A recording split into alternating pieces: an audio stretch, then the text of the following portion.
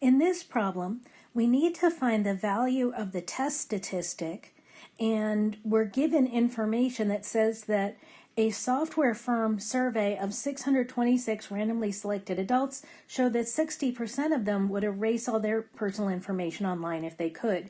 And the claim that we're testing is that most adults would erase all of their personal information online if they could.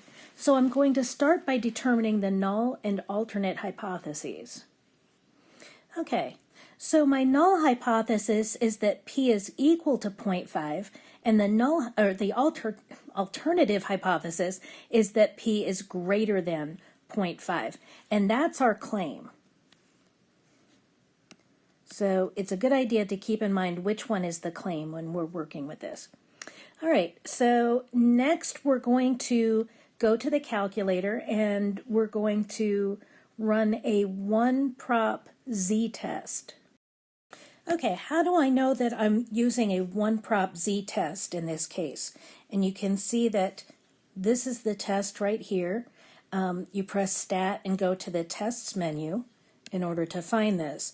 And I know that it's one prop because my variable is p, because we're talking about a proportion of how many, not a mean. So we're only testing means and proportions, and this is definitely not a mean. It's a proportion. It's what percentage of the population. Okay, so we're doing our one prop z-test, and here's what I'm putting into the calculator. So the value from the null hypothesis is going to go into P0. So notice that there's a 0 here, there's a 0 here, those match up. Then I need to find my value of x, and in this case it's not directly given. So how do I find this 376? It's not seen in the problem. But they do tell us that 60% of the 626 randomly selected adults would erase all of their personal information. So what I did was I actually typed in here into this space,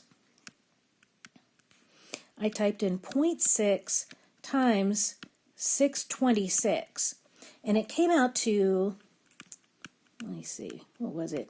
I think it was 375.8, something like that.